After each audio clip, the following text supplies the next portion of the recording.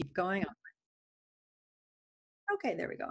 So as I was saying, read the instructor comments, go to the links that I'm sending you. A lot of people, not a lot, but there's a significant group that are having punctuation problems, which is not ever just a punctuation problem, but we call it that. I don't, grammar, whatever you want to call it, but it interferes with the readability. So you do want to address those things.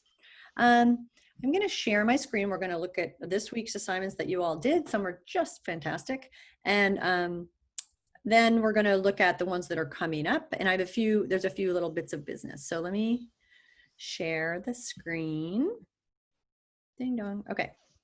So I think I'm going to I'll share the whole desktop there in case okay, whoops. We don't really need that. Okay. So can you see, just thumbs up from somebody if you can see the you can see the document here? Yes, you can. Okay, so this is just a quick heads up for people if they feel like they're floundering. And ironically, of course, people who are floundering probably aren't making it to the Zoom meeting, but maybe they'll look at the recording. There's the deadline is this Friday if you want to go pass, no pass, if you think it's getting a little bit uncertain as to whether you'll get the grade that you want if you go with graded. So that's on Friday. All right, here's a new document for you. And this is just for a couple of people that are still having just a little bit of trouble submitting Google Docs, or they're just not sharing it, okay? So this is a document that is on the notes now. So if I've ever said, hey, I can't access, or if you've had trouble getting the document through, just take another look at this. And the share settings, and this is really important, are anyone on the internet with this link can edit.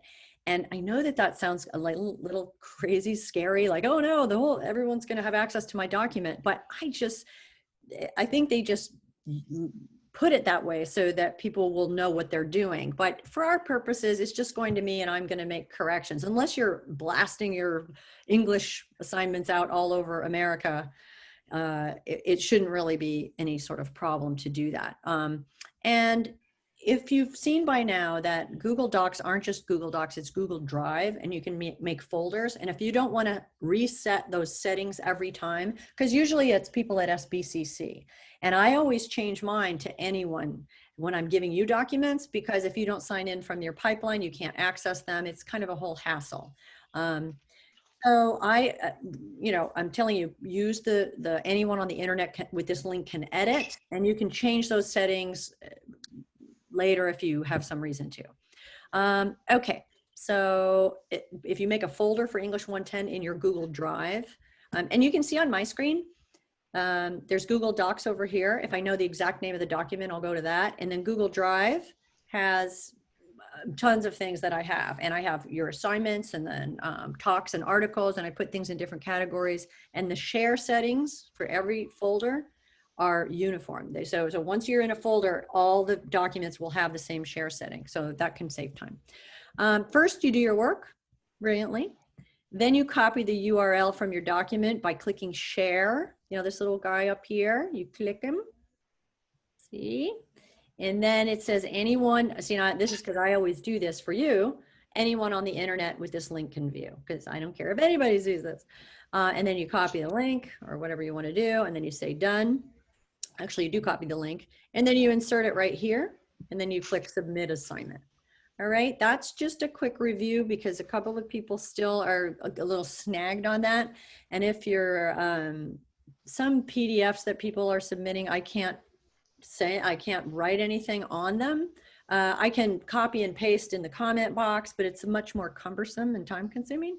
And it's kind of easier for you if you have Google Docs, you've seen that I'm inserting things where the trouble is.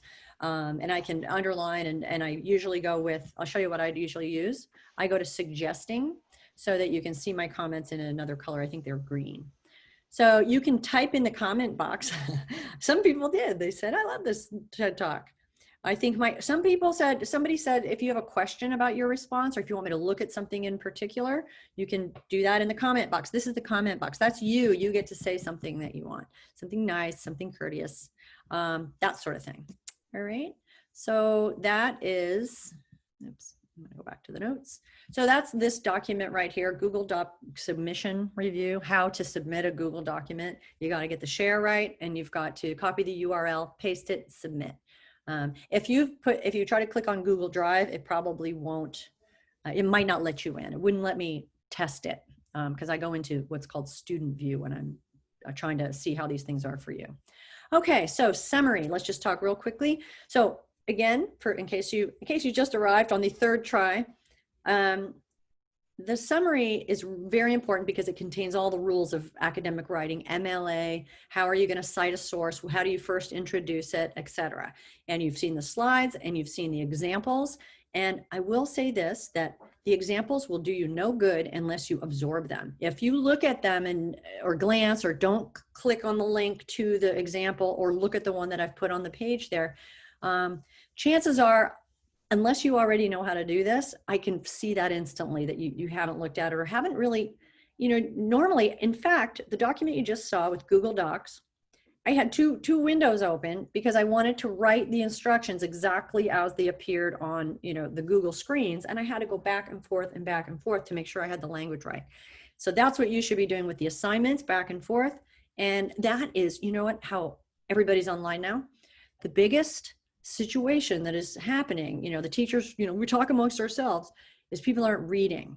You've got to read the assignment and you've got to read the content that's being given to you. It is used to be in class, if you were sitting with people and everyone was talking about it and you'd have it there and you'd have all these opportunities to revisit it that were just because that was how we were conducting our physical lives. Now it's really on you to go into that document, read the instructions I'm giving you, and read the example paragraphs. There's tons of other student essays and work, and I only include the ones that are successful and are pretty much more or less doing it right. There's always something in every really great A paper. There's going to be some little glitch, but we don't worry too much about that. Okay, look at this, my new catchphrase. In summary, there's no shade and no shine. Some of you are inserting phrases like, I really agree, or I thought it was just wonderful that so-and-so, had this. So remember, you do not spin anything. And that's when reading, just as an exercise, a straight up proposition. What did I read? What does it say? How can I relate what was the content accurately? That is a neutral proposition. The rest of your essay, the introduction, is you being you, and then the analysis is you having an idea about this and an opinion that is thus formed based on your manipulation, construction, spin of the evidence and the way that you articulate and use logic. So that's all you. But summary, and this is sort of the kernel of the thing, it wouldn't make sense if you think about I don't know if you read editorials or blogs or even posts, if you're looking at Twitter or something like that. If people are not all reading the same thing carefully and they're responding to it willy-nilly, conversation will fall into chaos. So the reading is the first thing. Get it straight. Summary relays that straight up. So this is me with the power of example. This, if you want to click, I'm going to click on this right now. I looked up Benjamin Franklin because I had read somewhere, and he was, of course, a brilliant writer, that he imitated essay writings of other authors. I mean, it was back in the day with the feather and the pen and everything, but he would write them out and then he would look away and see if he could remember it. And in that way, he really became familiar with the sentence constructions and the word choice and just sort of the way that things are constructed when they're really excellent. He just imitated excellence, which is also what Sean Acker was saying in his talk. He's like, if you want to be excellent, find something excellent and really study that. And so this is a little, you can just, so I can go. Oh, I don't know how to open it. There. All right. So I just found this little site, and he taught himself to write with some tricks. And how do you edit your name? Your name. Okay. Are you talking to me? Oh, I'm so sorry. No, okay. I was supposed to edit my name. I was like, oh, okay. Well, sorry. All right. That's okay. This is what he said he did. You know, he'd take papers and short hints of the sentiment, and he wouldn't look at them, and then he'd try to complete, like how he spells complete, the papers again by expressing each hinted sentiment. So he was paraphrasing is what he's doing. And that's how he took notes, and then he, you know, just kept trying to recreate the content. So that's what summarizing does for you. It kind of helps you get control and command of the things that you're writing. So that's a little link for you if you're thinking about how important, well, or if you're getting my message, you have to look at the examples, but looking isn't enough. You know, you really have to think about, maybe even say them out loud to kind of hear the rhythms and figure out how these things are constructed and pieced together.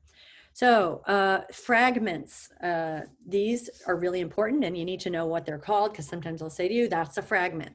And I'm going to tell you that, again, I'm always about the heavy hitters, or the top two, the ones that matter the most often, ditches you can run into. And if you use this construction using the word being, the first being, if you're saying, oh, you know, Susan Cain, this is about the power of introverts. If you're saying she has several suggestions, and then you write the first being, okay, so that when you use that construction, it's a fragment, okay? And if you, because it's the ing is messing everything up. If you just went, the first is, then it's fixed, okay? So some students really have the habit of using being a lot, and you have to double check that what you've created isn't a fragment, okay? And this is, look at my little sneaking guy, okay? This is another way fragments sneak in. This is actually a real issue. So furthermore, she mentions how in the 20th century, we entered into what is called the culture of personality. Again, we're in Susan Cain. And then the next sentence is, where people had to grow accustomed to being in locations which had a greater amount of people than ever before. By the length of it, you might think it's a sentence. By the way it sounds in juxtaposition with the sentence before it, you might think it's right. But if you just look at it alone, it's not going to work out at all. Let me see if I can highlight. That is not a sentence. Okay, it's just where I went. Is that a sentence? No. It is where I went.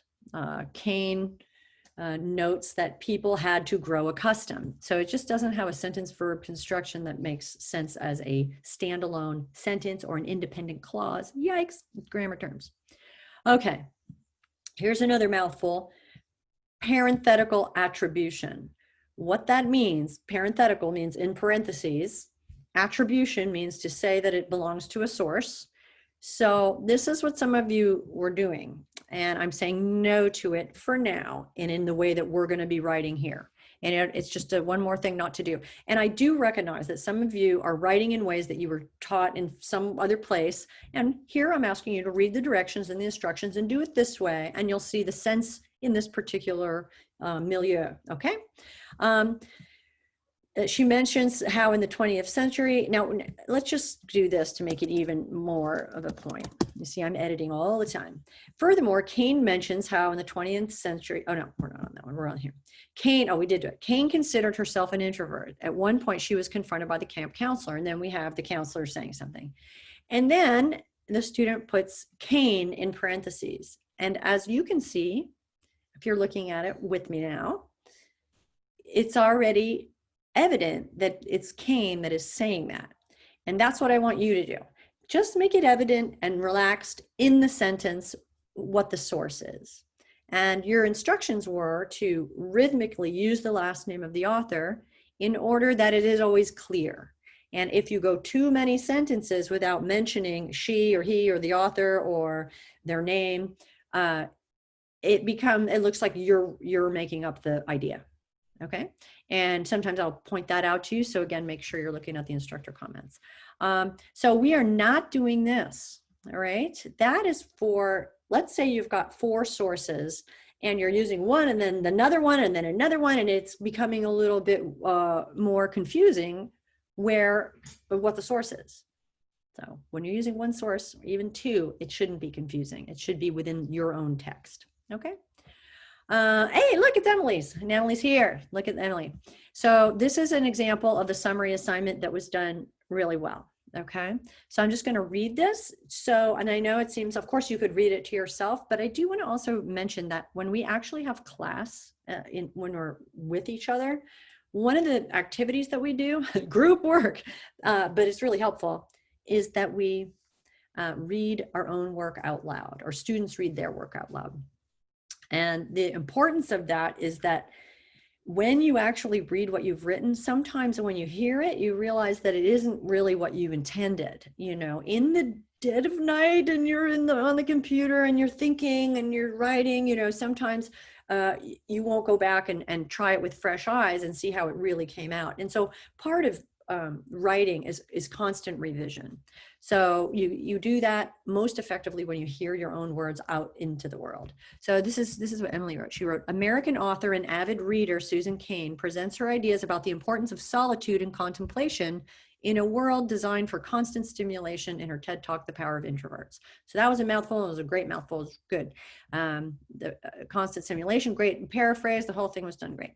Cain describes how growing up, reading with her family members was considered to be socializing, and how her love of reading was later to be seen as an anti-social tendency by camp counselors at her summer camp, making her feel as though her mellowness was an unfavorable trait.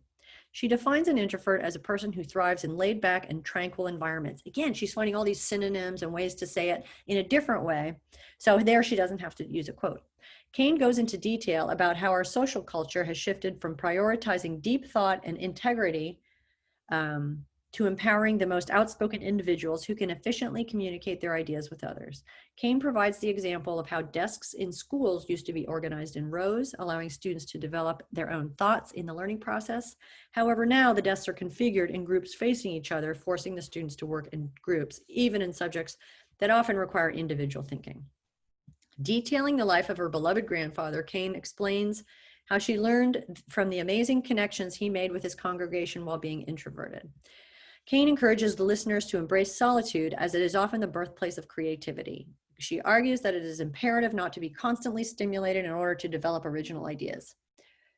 And on that one, I would say, yeah, I guess for most people, to not be constant. Some I suppose some extreme introverts, extroverts work that way. Concluding her speech, Cain emphasizes that there's a need for balance in order for both introverts and extroverts to be able to do their best without having to conform to one side or the other.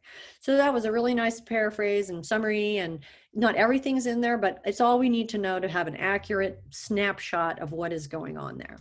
And then she wrote about the example of the student paper. And again, I gave you extra credit for looking at that student paper and saying something about it, because if you wrote something about it, it means that you thought about it more than just glance and go. Remember, I have this whole don't do the glance and go.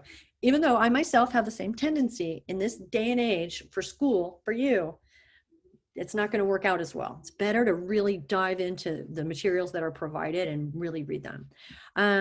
I enjoyed how the student tied both personal experiences and evidence from the text, which is bingo, bango, bongo, what you're going to be doing, to show their personal and intellectual understanding of introversion. When I know a writer has a personal experience in the area they are sharing ideas about, I feel a stronger connection to their work.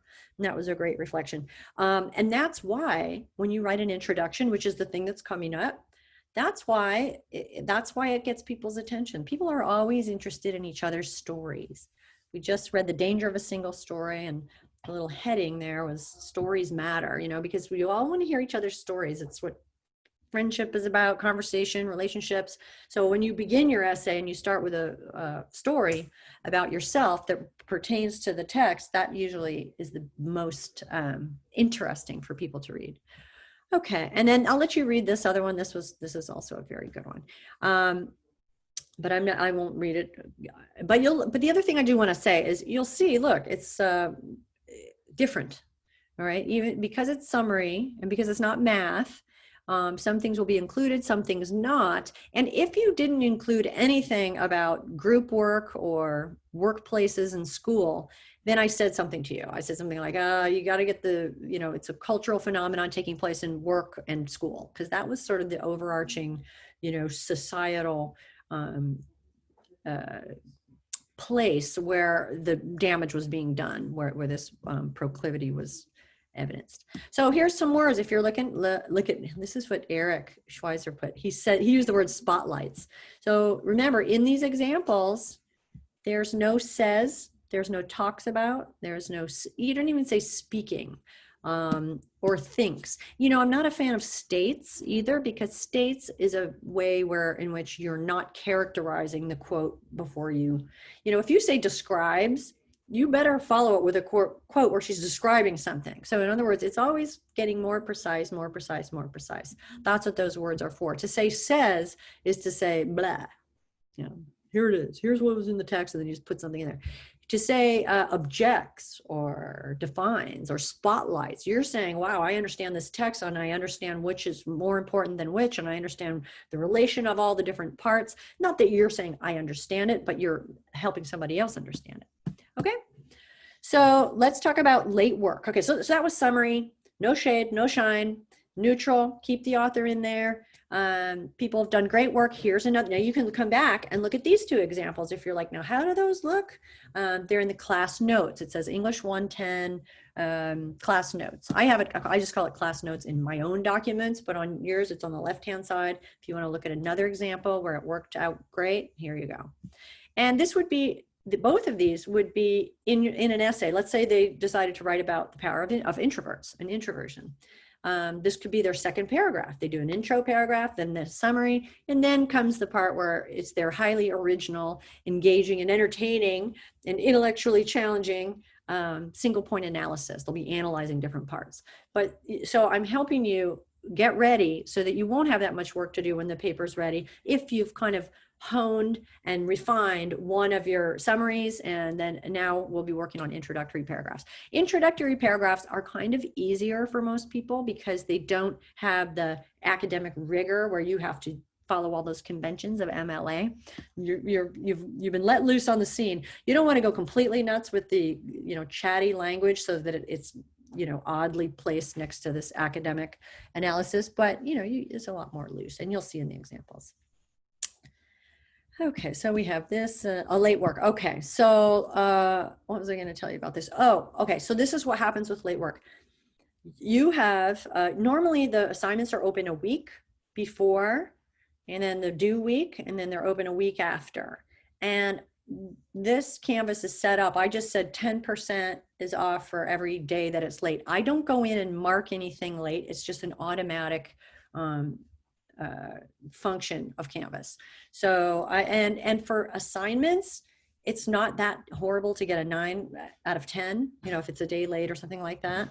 And then even when it's 2 days late, I think it's an 8 or something. And the way that the whole class is graded, that's not all that significant. So it's fine to have 1 or 2 of those.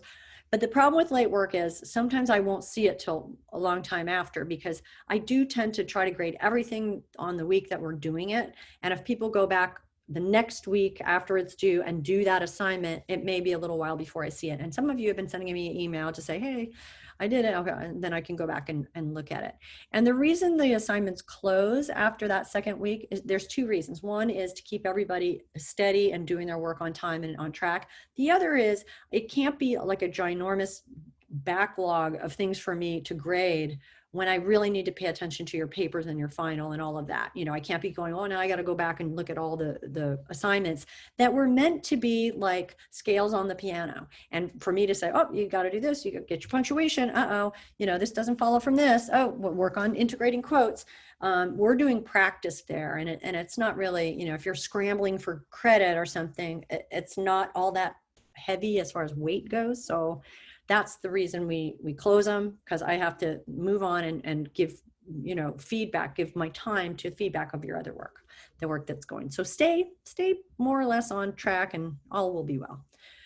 Okay, so, oh, okay. So this is, you know, the study questions. Some of you got this from me, and it's very few of you actually, but sometimes I'll look at your answers to the study questions and I can see some people really were cool. And they said, you know, I didn't understand question 3 or whatever. And so I looked at question 3 and I thought, well, I can kind of see that. And I I'll change it for next time a little bit. And one question amiss is no good. But if there's, you're answering questions, some of you answer questions that were just off. It was not what was in the talk, and the talk had been misinterpreted. So I did let you know that, and I do take a little credit off for that. So make sure that you listen to the text and read them several times, or listen to the talk a few times, depending on if you're sort of auditory or if you like to read the transcripts more. Whatever you like to do, don't just do it the once, because often there's little points that can be misinterpreted, misconstrued. And the thing about Sean Acker, my friends, he's kidding. All that stuff about, the outliers, I can just delete them and my graph will be good. It threw some people off. And especially if English might be your second language, sometimes things like kidding and, referring, really quickly to things that are kind of supposed to be funny may throw you off the track a little. So it's important to read a couple of times to orient yourself to the text as a whole, what the gist of it is, and then the particulars fall into place. But if you just listen once or whatever, and then try to answer the questions, it doesn't always work out. Okay, so this one, the studying the average. So Sean Acker, I go back to this TED Talk a lot because it's one of these news you can use type of things when you're actually doing your work and living your life, or whatever the case may be. So the problem with studying the average, he was kidding about the dots and all that stuff, but it's that we will remain average. So this was Dylan. He did really good answers. So I just said, this is what a good assignment would look like. What happens to the Harvard students in the first 2 weeks? They're happy. So after the second week, they were focused on, and then he does a good quote, not on the privilege of being there, but on the competition, the workload. So that's a really good example of picking the right quote to fit the bill. Okay, how does the news, now this one kind of confounded some people. So I copied and pasted into where, it makes the world seem like a very negative place because it only shows the negative stories. What the correct answer should have said something like, and he got it right, he just didn't use this exact phrase, but most of the people who got it right said something like, it suggests an incorrect ratio of good to bad in the world. I mean, if you actually step out your door and you live your life and nothing really calamitous is happening, I don't know, 23 of the hours, you don't tend to go, wow, things are really pretty good. Seems like we tend, if we are awash in negative stories and news, people are like, oh my God, the world is falling apart, and it does kind of change people's perspective. But what he said was the ratio of good to bad is distorted. All right. And I'm also kind of going through the talk a little bit because some people misunderstood a little bit. Again, he talks extremely quickly. And I just want to make sure if you write about it that you've got everything straight. And this one, a few people didn't quite grasp. He claims the external world, how things look from the outside looking in, is only 10% predictive. And this was a fine one to say. He said that your IQ, the external world, he just repeated it really. And then it adds your IQ predicts only 25% of it, what's predicted by the person's optimism, social support, and ability to see stress. So it's those internal abilities that determine how a person feels. Like it's a classic, they're so rich, but they're unhappy. She's so beautiful, but she's sad. There's all these kind of things where that person has it all, because you might be struggling and then you see somebody who has something that you think, oh, if I only had that. But he says, not so fast. You cannot tell from the outside how it feels to be inside the person you're looking at. So the formula for success is broken and backwards, and you did have to do a little work mentally to say this. And this was a good paraphrase. People plan to be happy when they succeed. I'm sorry about the copying and pasting here.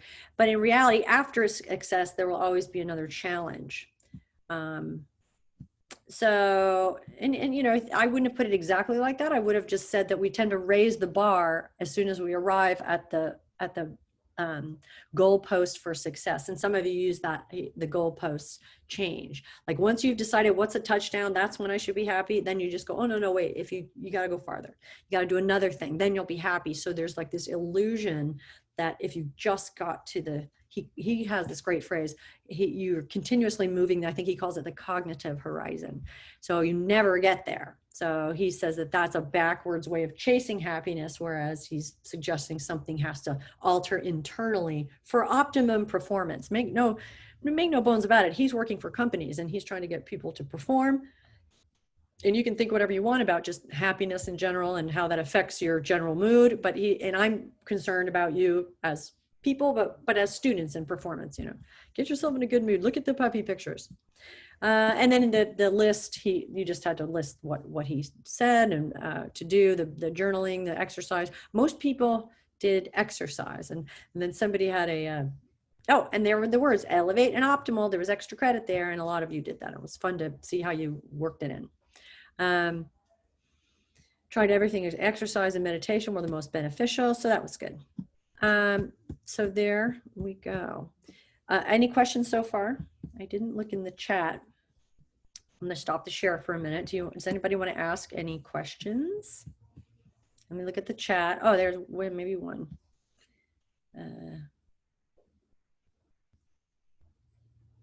Oh, okay, Emily. Everybody, so yeah, use the thesaurus for not using says and talks about. And I will say this, says and talks about are like a reflex. And sometimes even when you think you're proofreading, you don't see it.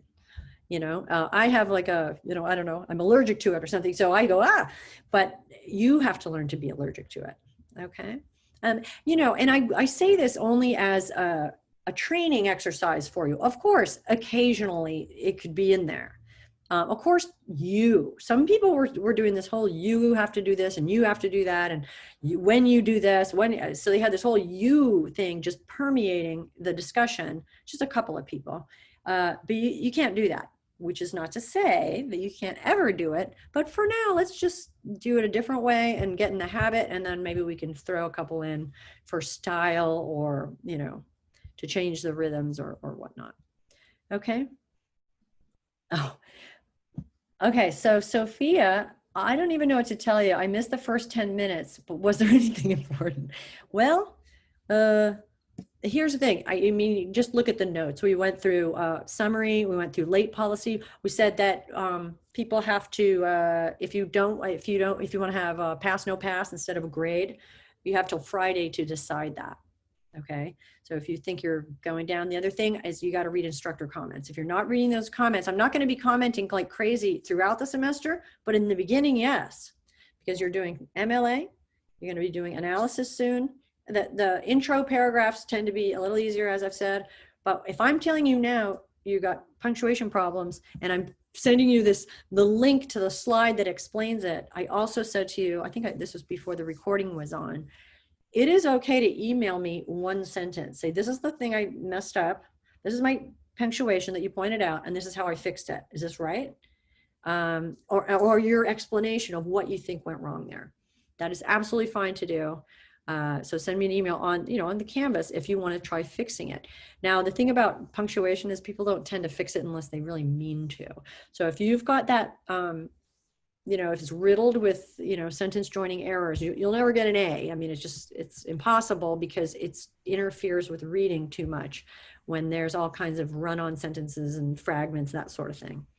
So what is the pass, no pass grading option? I'm reading the notes from here, but is that for people? That means if you get a C, you just pass. You have to get a C. You won't pass with a D. Oh, okay. But if you got a C minus, it wouldn't. Let's just say you said, "Oh no, I think I'm going to get a C, and I'm doing great in all my other classes. I'm getting A's, so I don't want that to bring it down." So then you go pass, no pass. But if you think you're if it's no problem, if you're going to get a B or an A, and that's fine with you, then just stay with it. Okay. Pass, no pass changes the average of your grade point average. Okay, so, I just never heard of that. So yeah. Okay. No. Okay. All right. Yeah. So and that again, I said before this. Friday is the deadline to switch to that if you think that's necessary. And you would sort of know about that if you you would know whether you think that's the right thing for you if you've been reading my comments. And sometimes it's not too late to fix it. Like sometimes I can tell immediately that you haven't really read the instructions, or the example did not burn through to your soul enough. Okay. The examples are not nothing. They are kind of the keys to the kingdom if you know what to do with them. And believe me, your eyes and head, all these, you should be going, the text, my thing, the text, my thing, reading your thing out loud, you're reading whatever you've written. There's a lot of back and forth. Writing is a process. It's not really, I will suddenly burst forth. For a couple of people, it's a little like that, but most people like to kind of go over it and over it. Even the people for whom it seems like it comes out in a perfect burst, usually they've got miniature reviews in their mind going sentence by sentence. They're just doing it in either a faster or a more continuous way all the time. And that's true of all the good writers. And you look at Benjamin Franklin at the beginning of class, it's like, there he is practicing away. So doing it over and over and seeing how it is and looking at it and comparing and looking over. So there's a lot of looking back, looking forward. And I also said, as I make documents for you, I'm doing the same thing. And sometimes I'm reading your work and I have to go back to the text. Did they say that? I'm like, huh? And again, even though I've heard them 10 times, I thought, well, yeah, I guess that is what's there. So there's a lot of repeating. Okay. So, Sophia, and you can't ask me what happened the first 10 minutes. Because then I go on and on and on for 10 minutes and everyone else is like, hey, all right. So, sorry, when you're commenting, is this what you Google by, when you're commenting on my assignment, do you highlight it and is that are you submitting in Google Documents? Yeah. Yeah. I go like this. I'll show you. I'm gonna share the screen. I'll show you what I do. I see it, but no. You don't see the comments? No, I do. You highlighted parts in green. Well, you know what? Here, let me just see if I can. Let me share my screen. I'll show you how I do it. Okay, so I'm screen sharing. So let me see if I can find some innocuous. Let me see. I mean, you could do mine. Okay, well, what is it called? The problem is so many students share. Usually I don't do it this way. Oh, okay. Let me see. I think. Let me put in your name. What's your name again? Kayla? Or what? What's your last name? Sophia Kalmar. Kalmar. I named it Summary for the Power of Introverts. Everybody did though. Sophia Kalmar. Kalmar, yeah, right there. Okay, so this is what I do. So I go over here and I see. You can see what I'm doing, right? Oh, okay. I don't see all those little side things, probably because I'm on the phone, but yeah. I don't know. You have to make sure that comes out. This is a fragment. You can fix it by making a complete sentence. What I do is I slide down to this. See, now you've written a sentence. In a world where introverts are praised for their outgoing personalities and introverts find it very difficult to even accommodate that type of lifestyle. What? It's like you said, in a world where X and Y are true, and then you put a period.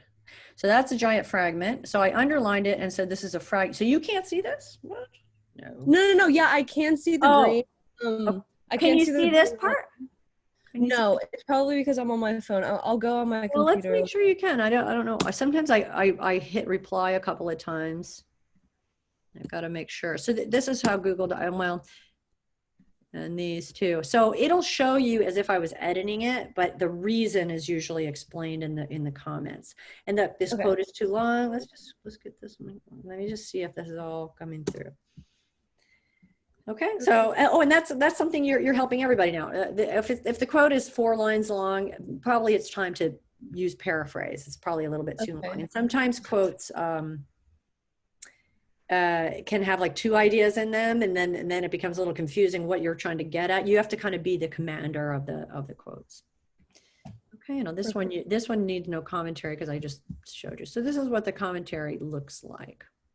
So if for whatever reason you can't see that, maybe I may have to reply an extra time, but hopefully I know you can see the green and I'm making the changes, but it's much more helpful, Sophia, don't you think, if you know what is happening here? No, yeah, I can't speak. On my computer, when I open it up, it shows those little comments. Oh, thank God. Okay. All right. And that's why it's so easy for me because I can pop right in. Uh-oh, wait a minute. Hello, Sophia. You see how easy it is? So there you go. And that's another thing. I know. I'm not going to see every one of them, but believe me, I will grade them when it comes time for the paper. You know, I have to take everything into account, but it would be preposterous if I was going to rewrite your whole paper or anybody's work. You know, I'm just going to show you some trends, and then you're like, oh, I got to read for that. And don't feel bad. That's the most normal thing in the world. And I was telling you, like, says it's a reflex. She talks about, and I say it when I'm talking to you. I mean, it's true. When you're writing this kind of writing, you got to kind of put your academic coat on. You got to put on your glasses. Okay. So that is what I do on the Google Docs. And you notice the sharing. Yeah. Oh, you shared it with me as well as you needed to. So that was fine. So you must have anyone with the link can edit. Yeah. I basically changed the link to like anyone can edit. And you know what, I said that at the beginning. It sounds kind of like some sort of Wild West free for all. Oh my God, people are going to get a hold of my work. But this is really a very limited thing. You're just kind of sending it to me. And if you think like there's a band of criminals waiting to hack and edit your English assignments, well, then that's a world I want to be part of. Okay. Well, I don't think that's really a crime anybody's trying to commit. Unless, you know, I don't know much about, you know, cyber security or anything. You can always change those later if it bothers you or something. But the only way we use them is so that I can quickly make those comments. There is another commenting mechanism on Canvas, which isn't as detailed, but I can still get it across. And there's one way, I think if you copy and paste or a PDF, there's one way, and I've told you, if you were one of these, I can't make comments in this text. Okay, so then I sometimes copy and paste and put something on, but it's a little less helpful to you because I can't really go through in any kind of detailed way. So that's why I say, again, Google Docs is really the best once you've got the gist of it, because I can go back and forth with you much more easily. Okay, let me see. Anybody have any other questions?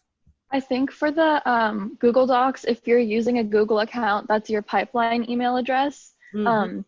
Like it doesn't let you share with everyone on the internet. The highest it would let you go is anyone with an SBCC pipeline email can view it or comment on it. Oh, what now? So yeah, instead of having everyone, like have it be available for everyone, it's just anyone at SBCC, but that's okay for class and stuff.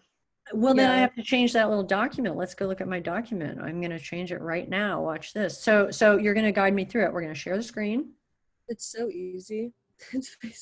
It's the same format, but instead of like at the bottom under the link saying that anyone can view it, it just says anyone at SBCC can view it.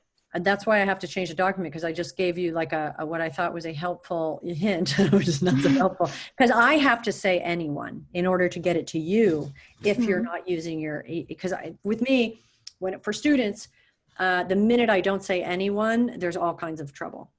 So I guess it's a little bit different going back and forth. So let me do this. Oops, I'm going to go to Google Docs. No, actually, I'm going to go to my drive. I think it's called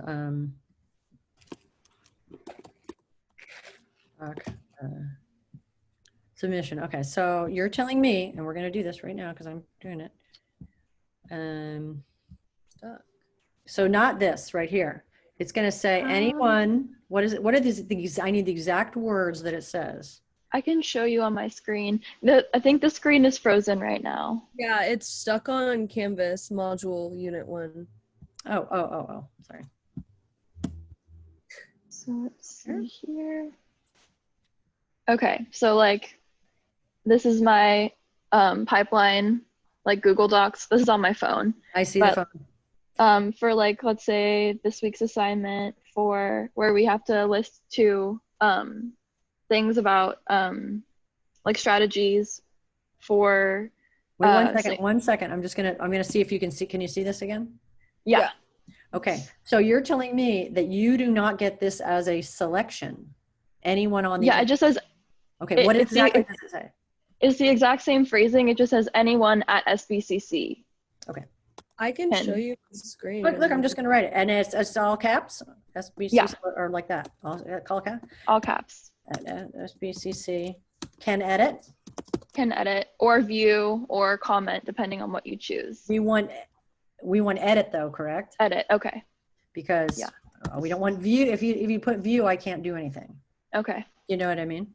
Okay. Yeah. So now I'm telling the truth. All right. That's so helpful. I couldn't see it from your angle. So that's really helpful. Okay. And since so then that limits the kind of piratry that I was talking about, people hacking in, except for your colleagues at SBCC. Okay. Good. All right. So that is corrected. I thank you for that. Okay, I'm going to stop the share. So now in the notes for today, if you want to say, oh, I forgot how do I share, you can go back and I'll be telling the truth this time. Because what always happens, you've ever noticed, when you go to do some computery, internet-y thing, you'll have these very specific instructions, and invariably they'll say go to and then it's not there. And then you'll see a list of, and then the one thing that I've said wouldn't have been there. So I was doing the same thing. Great. All right. So, okay. So we are going to do one more thing. I'm going to share my screen one last time. We're going to look at this week's assignments. I'm going to say a few things about them. Let me just share this and go to them actually. So here we go. And so we're on the second module, which means we've kind of covered the first blush. I'm in there. So now we are on, so there we go. So that's the first, you can do also, you can click on that on the unit if you go by modules. So I'm just going to look at the to-do list, which I don't know whether you do or not, but this has a list of all the assignments, and you use the danger of a single story to practice free writing summary. Oops, maybe I can't go about that. We didn't do that yet. Oops, sorry. I got to make sure I'm on the right. Let me just make sure I'm not leading you astray. Okay. So this is the first one. You're going to write an introductory paragraph for an essay about the flight from conversation. So you read the flight from conversation and you write a paragraph as if you were writing an essay about it. And it would be the first paragraph of your essay. And here are the instructions on how to do it. It's about 200 words, or it's roughly a page. You saw the sample in the last one. And this is an article. Again, remember, your first essay is going to be based on one of the readings. Your second essay is going to be based on two, and you're going to want to pick different ones. So kind of keep that in mind as we accumulate a list of things we've read. So it's the opening of a conventional essay, and you'll see even in the best news outlets, journalism, they always have some kind of cool, catchy, get me in there kind of introductory foray. So it's designed to grab people's attention. It informs readers about the topic and why they should care about it. But also adds enough intrigue to get them to continue to read. And as we said a moment ago, stories matter, your story matters. So usually, you don't always have to have, it doesn't have to be some personal anecdote about you. Sometimes people do imaginary scenarios. Imagine it's, 2,000 years from now, and then you give some scenario. You can go in a lot of directions. You can do a quote by a famous person and give it some kind of analysis and then glide. Holy shit, to the top. no. I'm What? sorry. Is that you talking to me or your dog? Okay. In short, the opening paragraph is your chance to make a great first impression. Good introductions often contain an interesting scenario, hypothetical or real, startling facts or statistics from a reputable source, a relatable story from your own experience, or a famous and thought-provoking quotes from thinkers throughout history. If you have other ideas about how to do it, sometimes people do like a little fiction. They write a short fiction. And that sometimes works as long as you're able to go into nonfiction after that. So then you're going to read the flight from conversation. Let's take a quick look.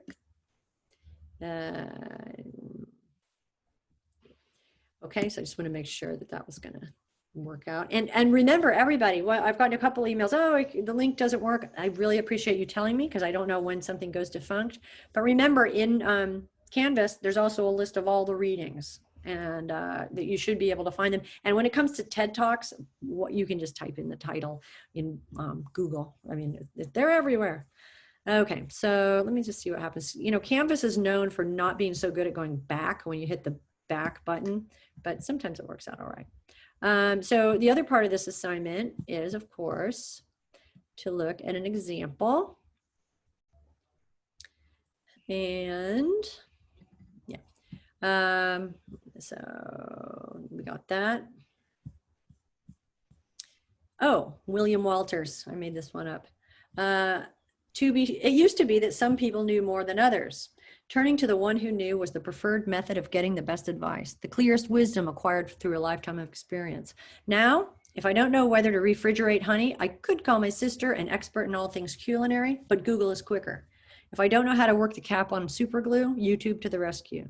I'm surrounded by millions who have the answer, but I don't speak to a soul. It's so easy, in fact, to get answers right on my phone that I don't bother to remember the answers anymore. I know I can just look them up again. And I'm just telling the truth about that. I wrote that like a couple of weeks ago, and I thought, well, that is kind of what I do. That I don't bother to remember the answers. I can look when in need of an uplift or a laugh. Every show, comedian, and blooper reel is again at my fingertips with the world at my fingertips. With the world at my fingertips, I am a rock. I'm an island. No one irritates me, hurts my feelings, or asks me for my advice. Surely everyone else is enjoying their own private island as well, aren't they? And then you can do it this way, where you then introduce the article. Analyst and MIT professor Sherry Turkle, in her article, The Flight from Conversation, claims that these new habits are not just changing what we do, but who we are. And you'll see that I have under here paragraph 1. You can do that or not. I'm just going to say, I'm going to leave it up to you. But for TED Talks, we're not saying what time someone said something. That's very distracting.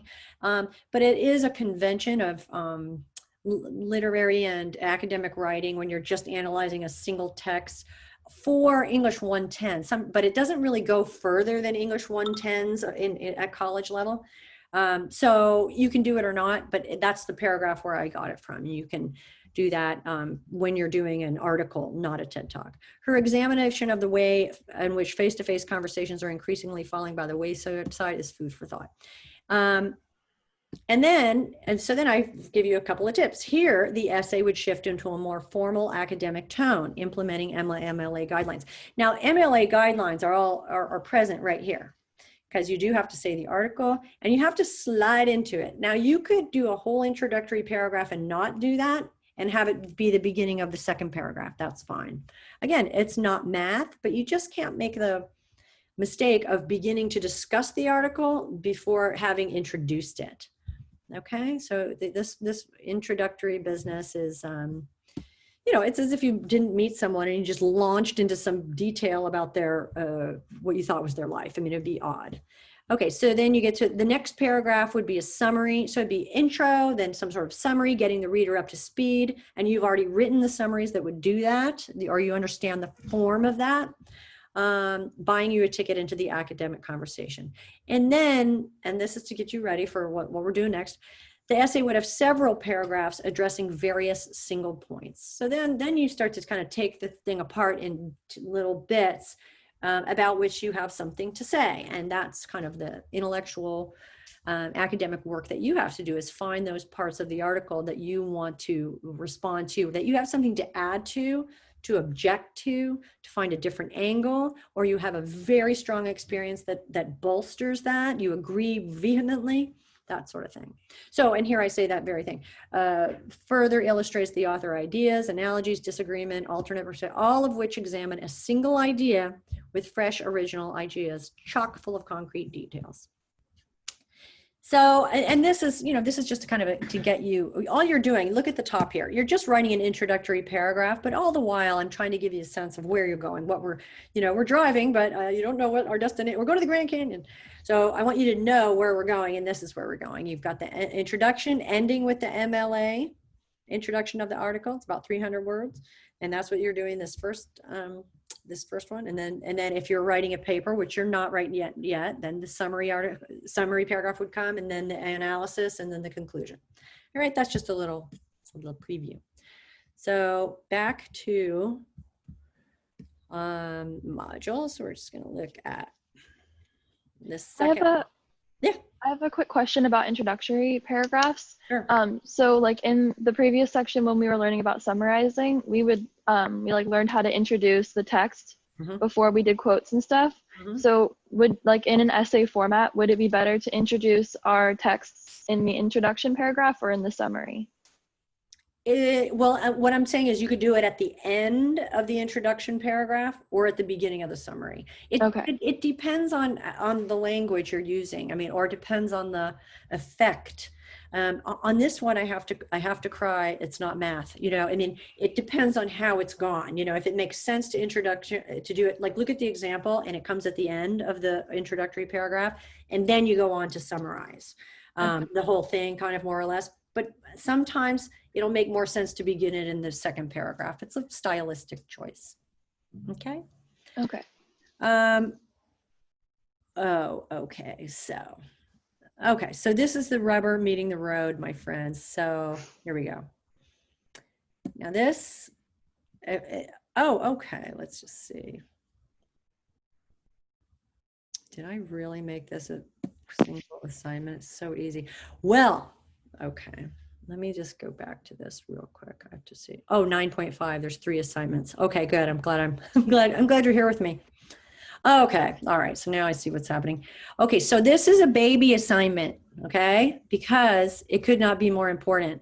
All right. So you are going to go to this slideshow and you are going to hear my ridiculous voice on these slides. The best language events, There it speeches, essays, and even stories are told in a clear, sequential way. Okay. The beginning of body paragraphs, we've been calling them single point analysis I'm going to paragraphs. stop the show. I want to The stop topic this. Hold on. sentence can be as simple as, Okay, so I'm going to let you all, because I don't want to, you know, at this point, and I've been told that, you know, these Zoom meetings have to have kind of a ceiling on how long I'm simply, you know, reviewing material. This is again, this is a the best slideshow. language events, think speeches as the beginning of body paragraphs. Sorry. We've been calling them We're going to have to single get point out of this analysis because I put it on, paragraphs. I put it on automatic so that when you hit the slide, you'll hear my voice. So I'm going to just tell you that this could not be more important. The topic sentence, I mean, these are things that we always review over and over again.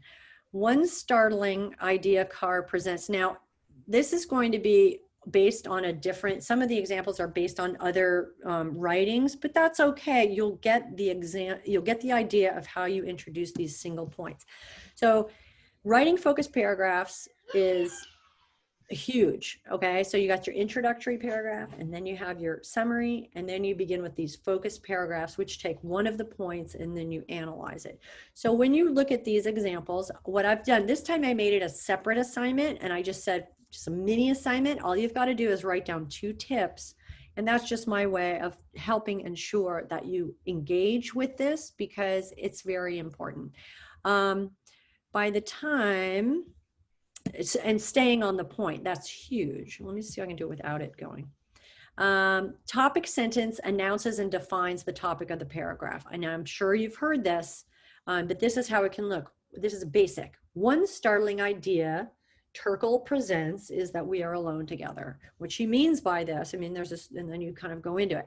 This is another thing that you'll be reading. Dweck reports on studies that suggest, you know, and this is a topic sentence. So whatever you put at the beginning of that paragraph, we are going to expect to see that language echoed, perhaps at the end or throughout, or you're going to come back around. So this week, you're asked to write an introductory paragraph, easy, fun. And you're also going to be asked to write a single point analysis paragraph. Not so easy, kind of fun. Okay, so transitional phrases before the topic sentence create cohesion. So remember, you just don't want any paragraph to begin in some stark way. When you're doing these essays, you'll see you do want to transition. Even Emily's question about where do I introduce the text, you want it where the transitions will be the smoothest. So it will make sense when you move from one idea to the next.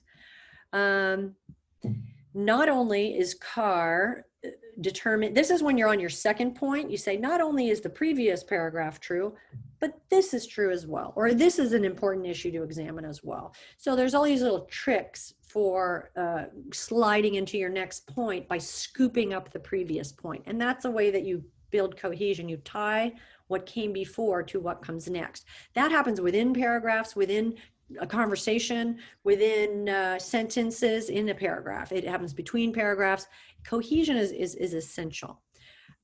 So you're going to be looking through this and, okay, how are you supposed to analyze the idea? Okay, so analysis and content of the rest. So you got the topic sentence, you've introduced it, you've got a quote in there, perhaps you've then explained the quote. Now you need to express some original thinking about the idea. You could use these options. You can make an analogy. This reminds me of the way in which people, I'm trying to think of what the analogy would be. Well, I guess what I've said in the previous introductory paragraph, I could say, well, being dependent on Google is like living on a desert island with, no contact with other people. So I'd go with this desert island analogy.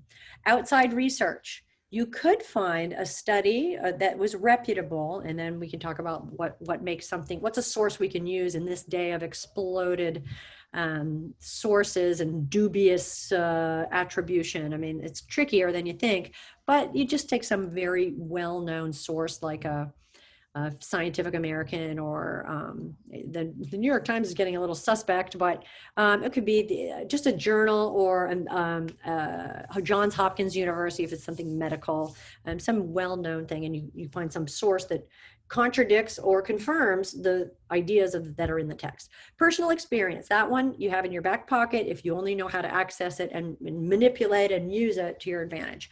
You can use how specific incidents or observations support or challenge the idea. And you can do that, throughout, really. I mean, but those are your options. And then when you get to this one, and I want you to listen to the audio when you do this by yourself. This is an article called "Does the Internet Make You Dumber?" by Nicholas Carr. And you see right here, there's a transition, one of Carr's more intriguing focal points. So that's a classic. You can just use that. You can copy that if you want to, just to start off. One of his most intriguing points, or one that was most interesting or worth examining. Your thesis, and then some of you will ask me about this because you've had previous experience. What we're doing here is we are commenting, we're entering the academic discussion. So what we're doing is we're saying the thesis is, to what extent do you agree or disagree with the ideas in this text? And you can say, usually what happens often is I mostly agree, but I have these other things to say about it, or this is the way in which it's not true. Because that seems more lifelike than saying this is all true and this is my theory of the world. Like you're going to come up with some thesis that encapsulates reality. Better to have a cogent commentary on a text that is kind of limited in scope. So here we have it. So the internet is not speeding up our reasoning as promoting our native state of distractedness. So you usually have a quote, and then here comes the analysis. Our ancestors were vigilant against predators and human enemies, preparing for attack. I'm going to let you read that by yourselves. It is a text that you will read. So if you want to really, dig in, you can read that.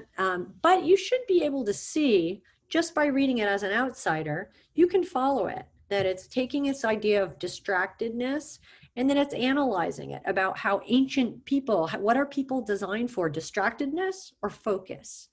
And what happens when the internet barrages a creature, a human, who has been designed for only so much distractedness, or a certain type of distractedness. What is this new thing? It's worth thinking about. So you can look at that and you can follow it for yourself. And it's kind of musing, and it's kind of not amusing. It's kind of like you hold it up to the light and you turn it a bit and see what you come up with. All right, so that's an example, and you can study that one. It'd be helpful if you read the text, but not necessarily. You can still see how. And then look, I want you to just see here. At the end of these single point analysis, you bring back the author. Because what happens sometimes is your analysis you can kind of get into a interesting fugue state of your brain, and then you just kind of go off and you forget to come back around and tie it up. Again, cohesion. Whatever words are in your quote or the main focal point of these analysis paragraphs, words that are like that should appear more than once. And if they don't, chances are you might have gone in another direction and lost the cohesion. All right. So, and there's impinging our productivity, our peace of mind, distractions, you know, these things are all related. So you do want to keep the idea. Okay. Cohesion, again, there it is. Connection, continuity, clarity, and control. And control is mostly about how you use the text. Okay, the text is not in charge, you are in charge, so you only quote directly those parts which serve your way of constructing these type of essays. So quotes are not just getting some job done that you got to get done. They serve you to make a point. So that's why I'm not a big fan of gigantic quotes where you're just trying to relay the information by having the author do it again. But you're just using bits of it, bits of the text directly, but it's kind of serves your grammatical and syntactical constructions and your kind of ideas as they move through. Okay, and it should be fun, and you can be kind of funny, and you can really try things, and that's just fine. Okay, so that is, we're going to go back now. That's just one little click, and I'm sorry if it's a pretty involved thing, but you may look at it, take it in, and then you'll see that I send you back to it. So I want you to write down 2 tips or strategy, and I ask you to do that. You know, just I made it an assignment because I know that the act of writing it down and putting it in your brain will help have it be in your brain when you actually go to write that sort of thing. So, and then the last assignment. There's 3. The second one isn't really, I mean, that's just like, I'm forcing you to do that. Oh, so you got to read this anyway. So here we go. Oh, so now that I'm talking to you and saying this, I'm realizing that you should probably read this first before you do 9.5. In the future, in fact, I'll do it right now on this particular one. I'll change that. I'll change the number of the assignments so you read. Well, no, it still won't make any sense. You need to know how to do it. So you're going to answer the study questions. So you'll get all on top of that. And then you're going to write a single point analysis. And this is the same example you just saw. And you're going to write your own. So we'll see what your single point analysis is for, does the internet make you dumber? And we'll see if you can keep in mind that you've been asked to do it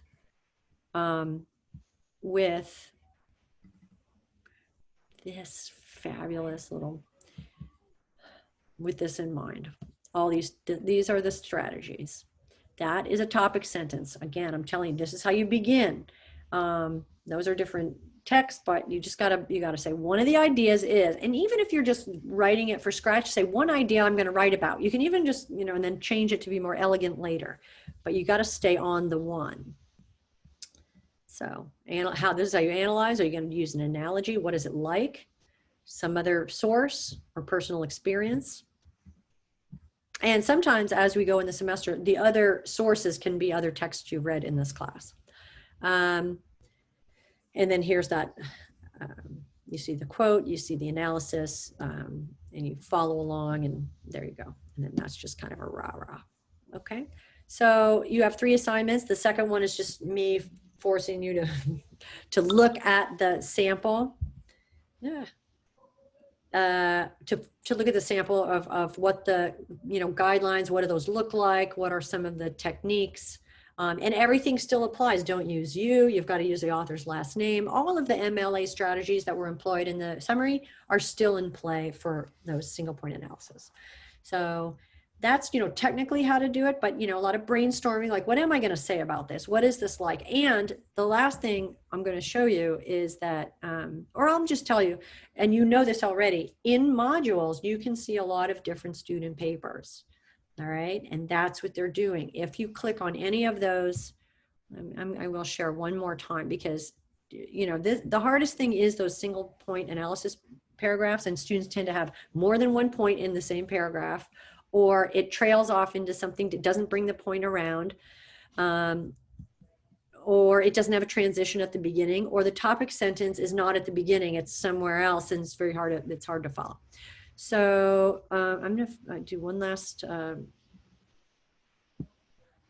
screen share. Okay, so so what we're going to look at just quickly is We're just going to go to modules because remember I've said okay, this is all the things that we're doing and we're getting ready and then we're writing and writing and then we're going away.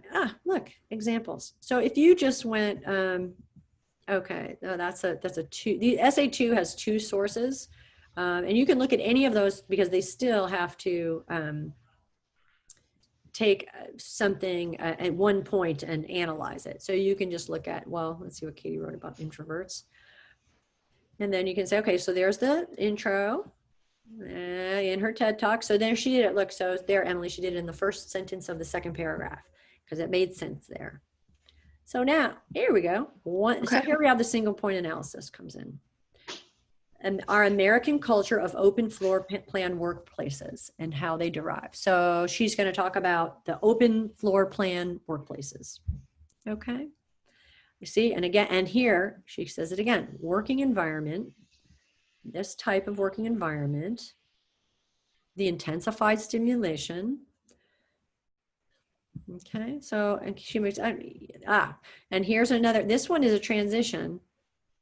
She doesn't like, she says she makes excellent points. There's one key point she touches on that may tarnish her credibility is when she becomes a lawyer.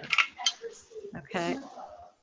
So this is an interesting point. I don't know if any of you, okay, now remember, just go back for a second to the power of introverts. So Katie decided, she says, wait a minute, she's here telling us how great it is to be an introvert. And in order to make that case, she had to become a lawyer because she says, I needed to prove myself that I could be bold and assertive too. She had to do it in an extroverted way. So interestingly, so that is something that you can say is that some people have responded to the power of introverts and she fails to, so this is her objecting and saying she's wrong a little bit. There you go. Look what she comes up with. Kane fails to realize what Kane fails to realize is that this world we operate in is predominantly extroverted, which is, she does realize that. And in order to succeed, one has to possess at least a partial portion of extroversion.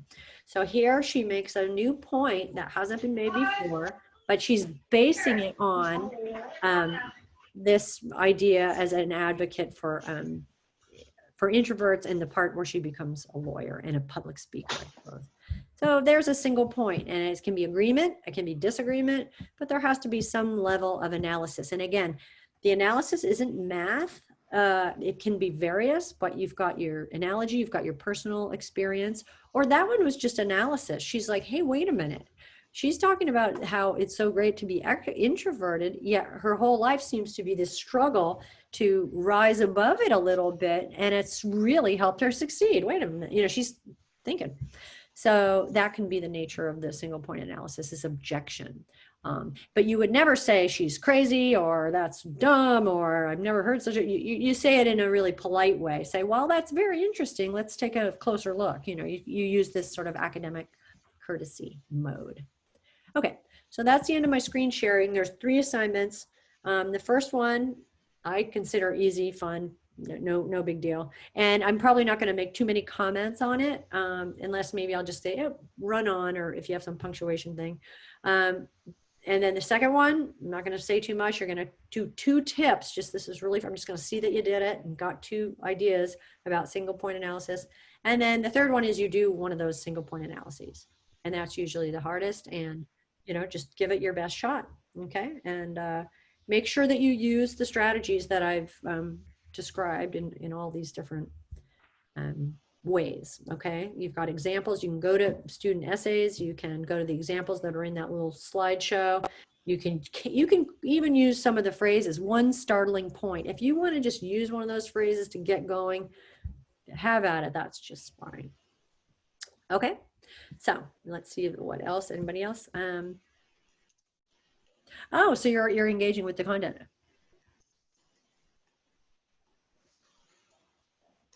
Yeah, she is saying, I guess you can't, okay, you can't say, okay, so this is what Graham says. Graham says, I think that she didn't fail to acknowledge it. She was trying to say that both extroversion and introversion are important. And because society accepts extroverts more than introverts need more recognition. And that is exactly true. And you're right, Katie may have phrased it a little off because she does say that they need more recognition. But I think what Katie's getting at is that maybe that's a little off track. She's not acknowledging enough how essential it is to at least have some, even if they're pretend skills of the extrovert. Yeah, it is okay to use I in single point analysis, because sometimes you're going to, you can even put in an I think, if as long as your paper isn't riddled with them, or I've come to believe, because sometimes kind of persuasive. If you're using personal experience, of course, yeah. It's you that where the trouble starts. Okay. You leads to this kind of super casual, it doesn't work out at all. So I'm gonna, if there's one, I never say anything, but if it's just a construction, I can show you how to get rid of the use, but it's up to you. Okay. Let's see what that's fair. Okay. About the extroverts and the introverts, that's what you mean, Graham. Yeah. Yeah, but it's just fun to engage with the ideas that are in the text and see what you can come up with, because they all apply to the world that we live in and people as they are and as they're becoming. Okay. All right. So 3 assignments. Second, it's not really 3. It's really just, it's really just 2. The last time I put the slide presentation into the assignment. This time I just made it its own thing. So you get 10 points for just looking at that thing, analyzing it for a minute and writing down 2 tips. Okay. And one of the biggest things is the topic sentence. Sometimes here's what happens. You have to change your topic sentence because you ended up writing something different than when you started, which is great because you were thinking and you were like, and you started going in a direction, then you're ready. You went, wait a minute, I don't think that, and then all the while you've left some bogus topic sentence there. So that is usually one of the points of trouble is a topic sentence. And another tip is by the end, you should bring the author back in and some reference to an element of the topic should be at the end. So cohesion is usually in the beginning, and then there's a little something words that echo that the source is your friend again, and then at the end as well. And if you can, easily do that, chances are you're staying on topic. Okay. Anything else? Are we ready? Okay. So remember, I usually read these, Thursdays and Fridays, and I'll check your questions tomorrow, try to do tomorrow. I sometimes I grade them early and then you can resubmit them if you want. But I go as fast as I can. But then if you submit late, as I said early on today, sometimes I have no reason to see that. And the assignments close after a week. So make sure if you run into some trouble, you get it in before they close up. Okay. And if you do submit it late, then if you want to tell me in an email, that's okay. But remember, I try to do it, Thursday and Friday, so it can be all kind of at once and I can see what everybody's doing so I can give everybody feedback if need be, if there's some trouble. Okay. All right. We're going to close it up. Have a great day. Thanks for listening. Thank you. Okay. Oh, we're jamming in there, Dylan. What? Oh my God. Yeah, my roommate's big guitar I guy. didn't know that was happening. And I'm going, oh, MLA. Thank you. It's shaping up pretty well over there. All right. Have a good one. Thank you. Thank you. Bye.